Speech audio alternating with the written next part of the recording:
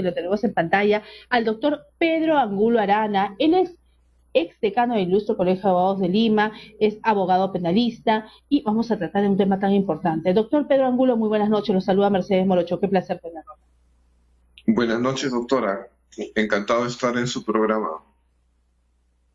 Doctor Angulo, queremos preguntarle cuál es su parecer acerca de esta denuncia constitucional a la vicepresidenta, la doctora abogada Dina Boluarte.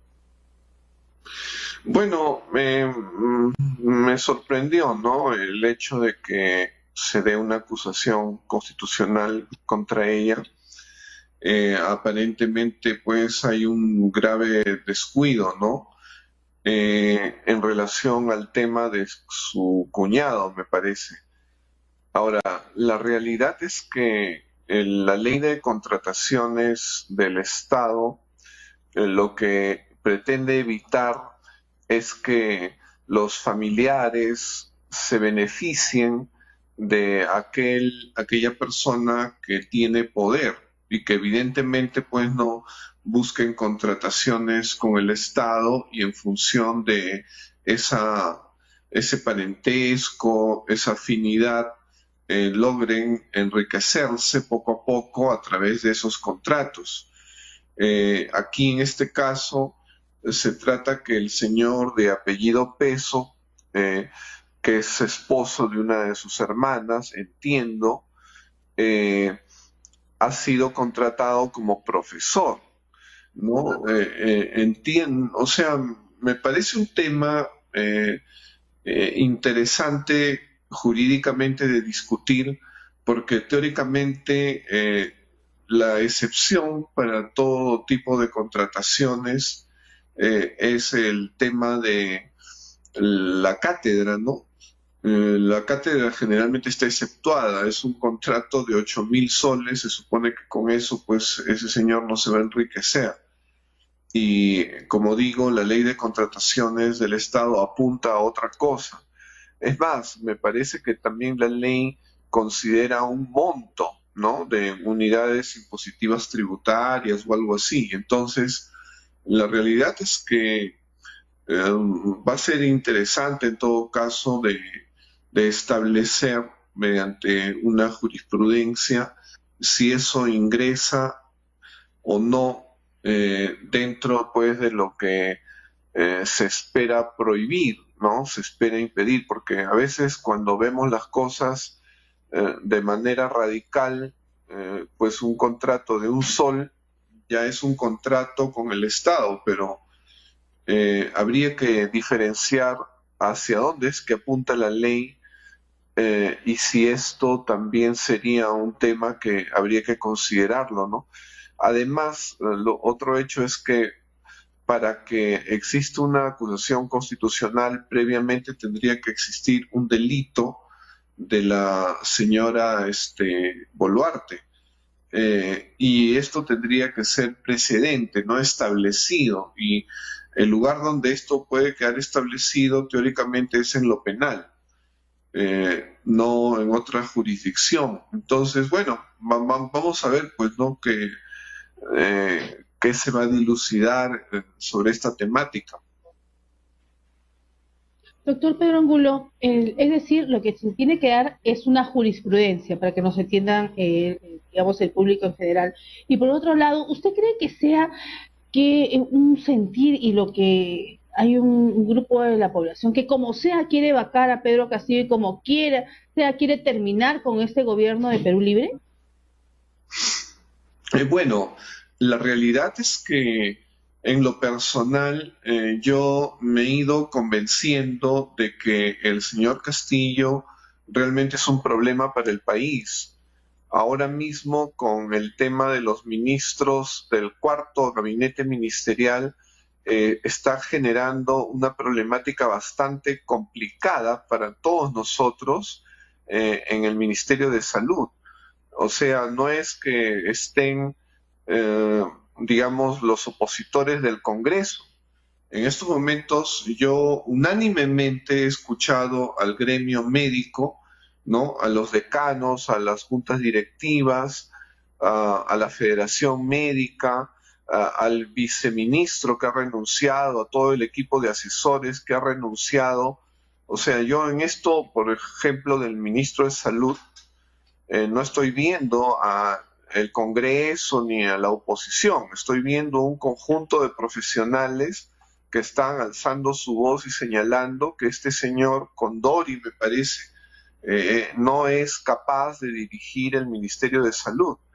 Y la realidad es que se ha perdido a una persona valiosa, que creo que es entre todos los ministros, el que mejor está quedando hasta el momento, el ministro de Salud, que fue capaz de trabajar con aquellos que habían trabajado con el anterior ministro y que podríamos decir que ha hecho una buena. Acá lo peor es que además no se trata de colocar a un mejor ministro, sino a un peor ministro para que esté contento el señor Cerrón, porque el señor Cerrón ya considera que tiene un ministerio más. Y el tema del señor Castillo no es que él sobreviva haciendo malabares con los apoyos que pueda tener en el Congreso, sino que él gestiona el país. Él no tiene que considerar su supervivencia y contentar a su apoyo. Él tiene que gestionar para el país y se está olvidando de eso. Y yo creo que los peruanos no vamos a estar aplaudiendo que él sobreviva porque esté juntando votos para que no lo vaque, mientras el país se va hundiendo porque pone a personas que no le interesa la capacidad que tengan, con tal de que esté contento aquel que va a ser su aliado en una presentación del Consejo de Ministros. Entonces, aquí, por ejemplo, en el tema de salud, está generando todo un tema que ni siquiera su usual defensor, el exministro de Justicia y ahora premier, el doctor Aníbal Torres, se ha atrevido a defender. Yo, claro, evidentemente yo soy abogado como el doctor Aníbal Torres, no somos quienes tendríamos que decir si el ministro de Salud colocado por el presidente Castillo está bien o está mal, pero lo están diciendo todos los médicos. Y escuchaba que en un canal de televisión la única que sale a defenderlo es la esposa. Es una pena que tenga que, bueno, defenderlo la esposa, pues ya solamente faltaría que los niños también hablen de su papá para defenderlo. O sea, llegamos a un extremo de ridiculez. Y estoy hablando de un solo ministerio. Preocupa el caso también del ministro del Interior. Preocupa el caso del ministro de Transportes, que ya entiendo que lo van a interpelar. O creo que se ha escuchado hasta de una acusación constitucional que quiere derruir todo lo que se había avanzado en transportes. Y hay otros ministros que también estoy escuchando que se les cuestiona. Entonces, no es una cosa menor que el señor Castillo en todas sus elecciones siempre esté categorizando otras cosas por encima de la capacidad de gestión de los ministros. Y creo que sigue siendo el principal problema el mismo señor Castillo. Y el país no puede estar esperando pues que sus experimentos en alguna oportunidad le resulten, ¿no? Sino que tenemos que alzar la voz y decir que está mal y que no parece capaz de gobernar, que tendría que dar un paso al costado, o si no el tema lo tendrá que resolver el Congreso, porque todo tiene que ser también, definitivamente, si consideramos eso, constitucional. O sea, si se tiene que dar una salida de Castillo, tiene que ser constitucional y la que menos problemas le genere al país. Pero creo que el mayor problema todavía sigue siendo el presidente. ¿El voto de confianza se lo darán a este gabinete, doctor, por un tema quizás de un margen apretado en la votación o por un tema de temor de que le cierren el Congreso? Originalmente yo estaba pensando que sí, que le iban a dar el voto, pero ahora con los problemas que estoy viendo que van surgiendo en relación a los ministros, ya el tema parece más complicado, ¿no? Por ejemplo, el tema del ministro de Justicia que reemplaza al señor Aníbal Torres. Yo entiendo que el señor Aníbal Torres ha pasado a ser premier porque es una persona que sabe polemizar, tiene capacidad de comunicación, se explica, ¿no? A veces es beligerante, pero tiene virtudes comunicativas y tiene fortaleza anímica, que es algo importante para un político, cosa que no tiene el señor Castillo. Pero está dejando en el ministerio a un ex juez que ahora se sabe ha tenido reuniones con el presidente mientras era juez, que ha absuelto a unos policías que estaban en un tema de narcotráfico y en una sentencia que ha tenido que ser anulada por la Corte Suprema. Entonces, definitivamente, una persona con estas perlas no debería de estar pues como ministro de Justicia, ¿no? Porque si el señor Castillo habla de que va a luchar contra la corrupción, definitivamente pues no solamente es que ya se ha tenido que deshacer de algunas personas como el señor Pacheco, sospechosos de corrupción, sino que no debería de estar convocando a los ministerios a personas pues con sospechas de corrupción. Entonces, estamos en el mundo al revés y es un país y definitivamente el que causa el problema es el señor Castillo. O sea, no podemos todo el tiempo sufrir al presidente Castillo y definitivamente él no lo va a asumir. Él no sé si no se da cuenta o no tiene análisis autocrítico suficiente, pero es un problema para todos nosotros. Doctor Pedro Angulo, queremos preguntarle sobre otro tema también importante. Con usted como ex decano del Ilustre Colegio de Abogados de Lima, hemos conversado sobre la problemática, esta crisis institucional por una falta de criterio de administración de esta actual gestión que lleva desde el 2018 al 2022 y aún no se va. Se han convocado elecciones para este 27 de febrero para se renueve decano, junta directiva, delegados, Junta de Vigilancia y también de esta representación tan importante ante el Jurado Nacional de Elecciones. ¿Cuál es su parecer sobre ello, doctor Pedrón? Bueno, era importante, ¿no? Los 6 decanos nos hemos pronunciado en conjunto varias veces, por lo menos ya unos 7 a 8 comunicados exigiendo que estas elecciones se tenían que dar. Y la verdad es que se ha tenido que subir el tono en los pronunciamientos porque en lo que eran los pronunciamientos tradicionales, ¿no? Con elegancia y moderación, esos no han sido entendidos. Lamentablemente es una época bastante complicada y por eso se ha tenido que elevar el tono. Bueno, y finalmente ya estamos a puertas pues de las elecciones, esperemos que se den en el mejor sentido y que los abogados participen, porque queremos pasar de este trago amargo que ha sido la gestión que todavía no termina, ¿no? Un trago bastante amargo que nos ha costado muchísimo, sobre todo la imagen del Ilustre Colegio de Abogados de Lima, que usted fue, bueno, digamos, después de usted llegó la señora Portocarrero, y desde ahí no hemos tenido esa voz. Y le digo porque hoy en día como candidata voy en mi recorrido a conversar con personas y me dicen eso, que no sienten esa voz de líder, ¿no? Siempre el Colegio de Abogados lideraba su opinión, era el estandarte de la justicia, digamos, el abanderado de decir las cosas, no esperaba el pronunciamiento del Colegio de Abogados de Lima. Doctor, ¿por qué no lo hemos escuchado, este pronunciamiento en estos 5 años de gestión Portocarrero? ¿Qué es lo que ha pasado realmente? Porque cuando usted era decano, nosotros hemos escuchado su pronunciamiento, ¿no? De una u otra manera, pero se escuchaba. Y igual el anterior decano usted, que es el doctor Amoretti, y así, íbamos retrocediendo, siempre iban emitiendo su pronunciamiento. Pero con la señora nada de nada, con la encargada. Bueno, la realidad es que los decanos siempre hemos tenido que hacer esfuerzos por colocarnos en el medio, en el punto de equilibrio, dejar atrás nuestros intereses, nuestras visiones inclusive personales por asumir las institucionales y también el interés del país, el interés del derecho, el interés de la democracia, el interés del equilibrio de poderes, el interés de todas las instituciones que tienen que ver con derecho. La realidad es que en esta junta directiva pues no se asumió eso, ¿no?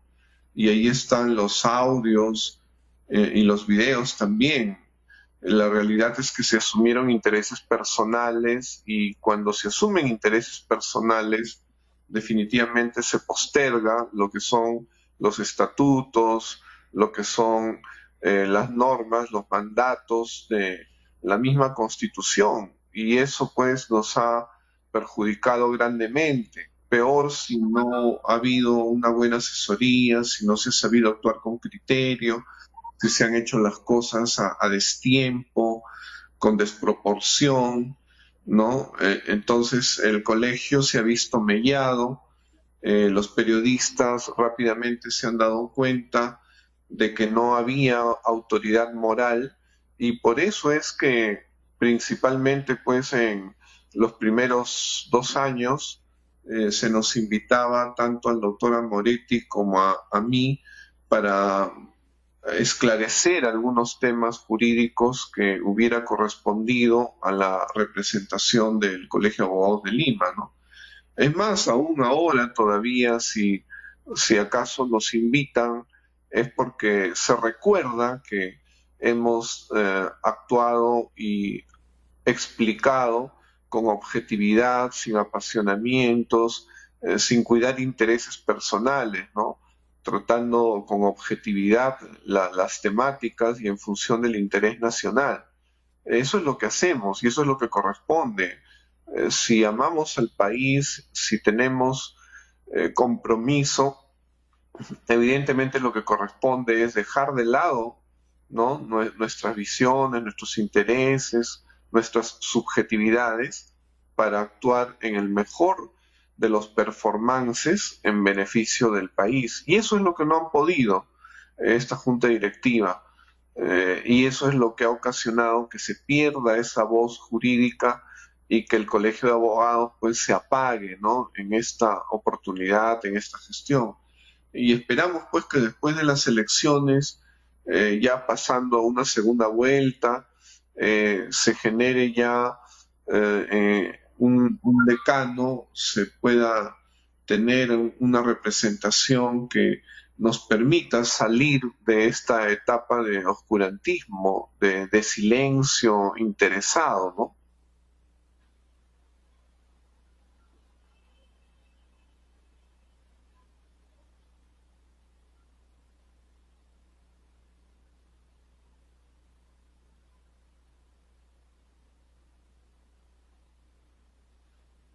Bien, doctor, lo seguimos escuchando. Hemos perdido la conectividad con la doctora Mercedes Morocho. Continúe, por favor.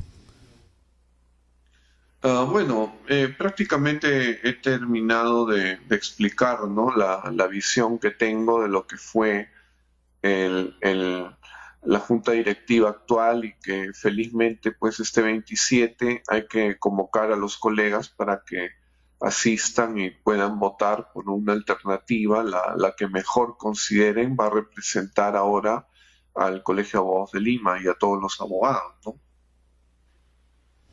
Al final entonces se dieron las elecciones, ¿no? Después de tanta guerra, ¿no? De parte de todos, Se ¿no? van a dar, se van a dar, no hay que adelantarnos porque de repente ya las damos por hechas y después se frustra por alguna cosa, ¿no?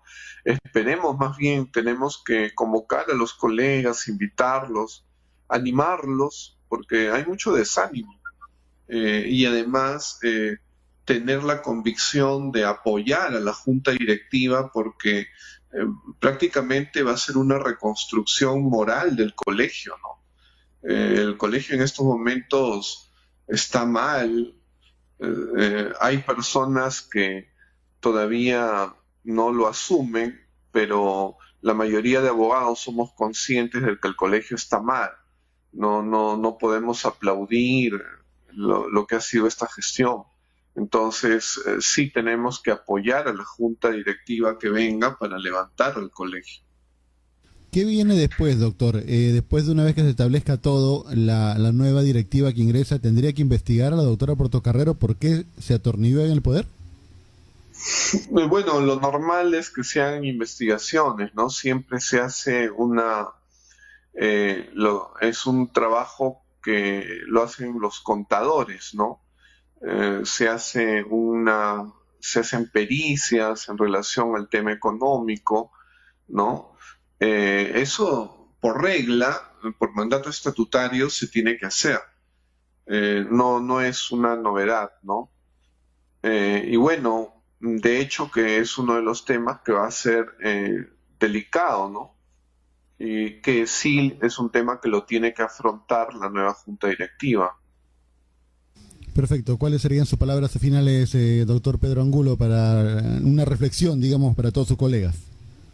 Bueno, el hecho de que tenemos que reconstruir el colegio, no podemos permitir que una época que ya termina felizmente nos deje en la sombra. Nosotros tenemos que buscar la luz, tenemos que reforzarnos unos a otros y convocarnos alrededor de quien salga elegido decano, ¿no? Para que se realice nuevamente esa renovación, ¿no? Ese levantamiento del colegio para que cumpla sus finalidades constitucionales y estatutarias en beneficio del país y de los abogados. Eso sería lo último que puedo decir. Muchas gracias.